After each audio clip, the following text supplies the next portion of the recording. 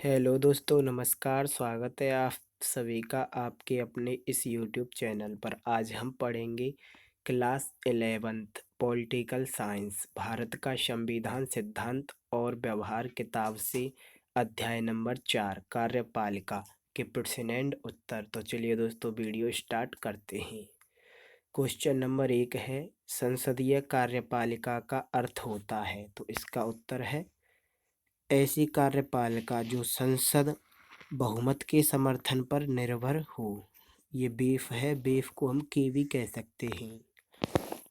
Question number 2 है, निम्नलिखित संवाद पढ़ें, आप किस तरफ से सहमत हैं और क्यों। ये संवाद है हमारा और ये इसका उत्तर है। क्षमा के बाद से हम सहमत हैं क्योंकि राष्ट्रपति प्रधानमंत्री की नियुक्ति करता है, इसलिए उसे हटाने का अधिकार भी होना चाहिए। सिद्धांत यह है कि राष्ट्रपति ही प्रधानमंत्री को औपचारिक रूप से नियुक्त करता है। वह संविधान के अनुच्छेद 78 के अनुरूप प्रधानमंत्री अपना कार्य ना करे व राष्ट्रपति ज्ञानी जैल सिंह व प्रधानमंत्री श्री राजीव गांधी के संबंधों में हुआ था। क्वेश्चन नंबर 3 है, निम्नलिखित को सुमेलित करें। तो ये देख लीजिए, सुमेलित हो रहा है, ये देख लीजिए, इसके उत्तर हैं।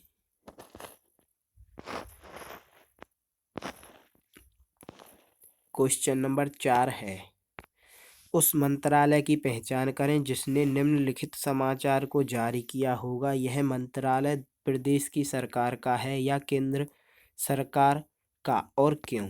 तो ये उसका प्रश्न है पहला का।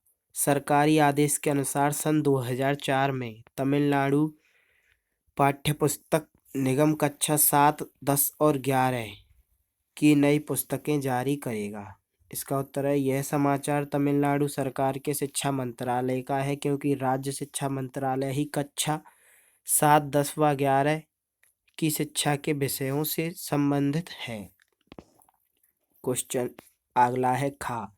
भीड़ भरे तिरुवल्लुर चेन्नई खंड में लौह अयस्क निर्यातों की सुविधा के लिए एक नई रेल लूप लाइन बिछाई जाएगी। नई लाइन लगभग 80 किमी की होगी। यह लाइन पुट्टुर से शुरू होगी और बंदरगाह के निकट अतिपट्टू तक जाएगी। तो इसका उत्तर देख लीजिए दोस्तों, ये रहा।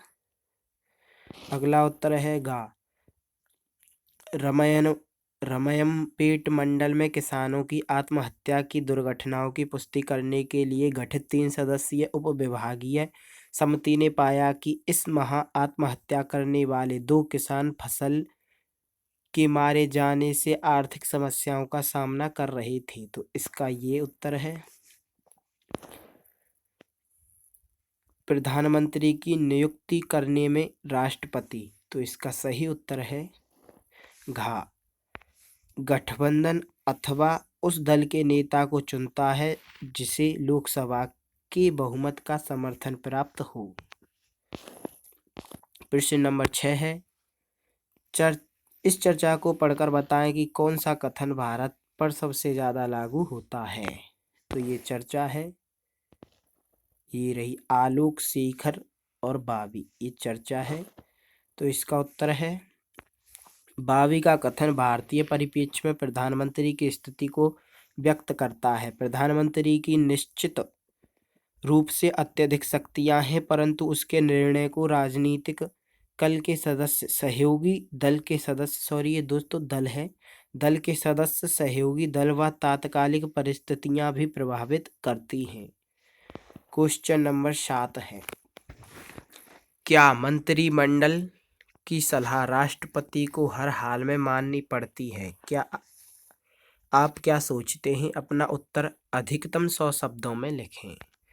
तो इसका उत्तर है, भारत के संविधान में अनुच्छेद 76 में लिखा है कि राष्ट्रपति को उसके कार्यों में सलाह देने के लिए प्रधानमंत्री के नेतृत्व में एक मंत्रिमंडल होगा जो उनकी सलाह के अनुसार कार्य करेगा। 42वें संविधान संशोधन के अनुसार यह निश्चित किया गया कि राष्ट्रपति को मंत्रिमंडल की सलाह अनिवार्य रूप से माननी होगी। लेकिन संविधान के 44वें संशोधन में फिर यह निश्चित किया कि राष्ट्रपति प्रथम बार में मंत्रिमंडल की सलाह को मानने के लिए बाध्य नहीं है। वह उस सलाह को दोबारा विचार विमर्श के लिए वापस भेज सकता है, लेकिन दोबारा विचार विमर्श करने के बाद दी गई सलाह को उसे अनिवार्य रूप से मानना होगा। क्वेश्चन नंबर 8 है, संसदीय व्यवस्था ने कार्यपालिका को नियंत्रण में रखने के लिए विधायिका को बहुत से अधिकार दिए हैं। कार्यपालिका को नियंत्रित करना इतना जरूरी क्यों है?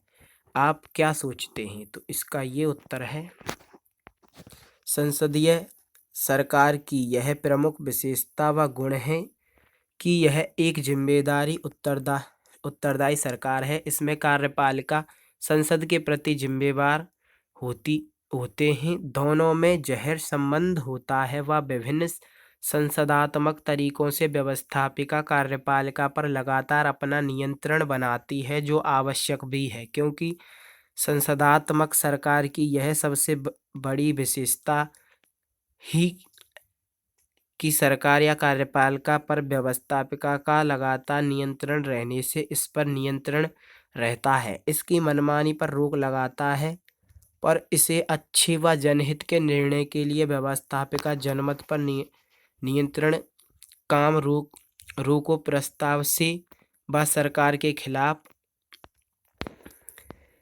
अविश्वास प्रस्ताव लाकर सरकार पर नियंत्रण करती है, जो स्वेच्छा प्रशासन व जनहित के लिए आवश्यक भी है। क्वेश्चन नंबर 9 है, कहा जाता है कि प्रशासनिक तंत्र के कामकाज में बहुत ज़्यादा राजनीतिक हस्तक्षेप होता है। सुझाव के तौर पर कहा जाता है कि जहां ज़्यादा से ज़्यादा स्वायत्त एजेंसियां बननी चाहिए जिन्हें मंत्रियों को दबाव न देना पड़े।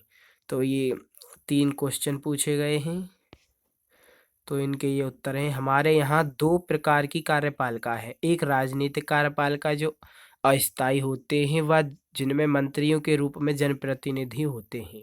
दूसरी स्थायी कार्यपालिका जिसमें सरकारी कर्मचारी होते हैं जो अपने क्षेत्रों में अनुभवी व विशेषज्ञ होते हैं। स्थायी नौकरशाही एक निश्चित राजनीतिक प्रशासनिक वातावरण में कार्य करती है जिसमें क्षमताओं को नकारात्मक रूप से प्रभावित करता है, परंतु संसदात्मक कार्यपालिका में यह संभव नहीं है कि प्रशासनिक संस्थाएं पूरी तरह से स्वायत्त हों व उसमें राजनीतिक सलाह का कोई प्रभाव न हो। प्रतिधनात्मक प्रजातंत्र जनप्रतिनिधि जनता के हितों के रक्षक माने जाते हैं तथा प्रशासनिक कर्मचारियों व प्रशासनिक अधिकारियों को यह दायित्व है कि जनप्रतिनिधि के निर्देशन में जनहित का ध्यान रखने हुए नीति निर्माण करें। क्वेश्चन नंबर 10 है, नियुक्ति आधारित प्रशासन की जगह निर्वाचन आधारित प्रशासन होना चाहिए। इस विषय पर 200 शब्दों में एक लेख लिखें।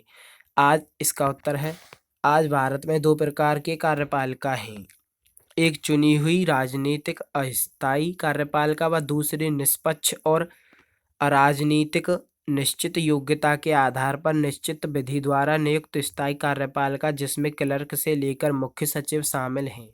राजनीतिक कार्यपालिका के सदस्य विधान पालिका व संसद या व्यवस्थापिका के सदस्य होते हैं जिनका चुनाव आयोग द्वारा किया जाता है। इनकी एक निश्चित राजनीतिक सोच होती है जिसके आधार पर ये चुनाव जीतते हैं व उसी आधार पर नीति निर्माण करके उसे लागू करने का प्रयास करते हैं।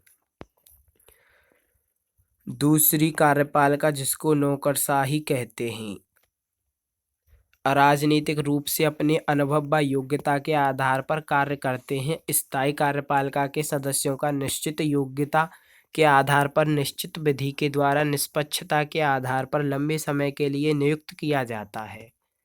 केंद्र में ये नियुक्तियां यूपीएससी करती है व प्रांत में राज्यों की अपनी पर्सनल सर्विस कमीशन होती है। ये कर्मचारी निश्चित नियमों के आधार पर व निश्चित मापदंडों के आधार पर कार्य करते हैं। इस स्थिति में यह उचित नहीं होगा कि प्रशासनिक कर्मचारियों व अधिकारियों का भुनाव किया जाए, क्योंकि सरकारी पदों पर कार्य करने के लिए निश्चित शैक्षणिक व तकनीकी योग्यताओं की आवश्यकता अवश्य होती है। दोस्तों, आज का वीडियो ये था। अगर वीडियो अच्छा लगा हो तो वीडियो को लाइक करें, चैनल को सब्सक्राइब करें, दोस्तों के साथ शेयर करना ना भूलें।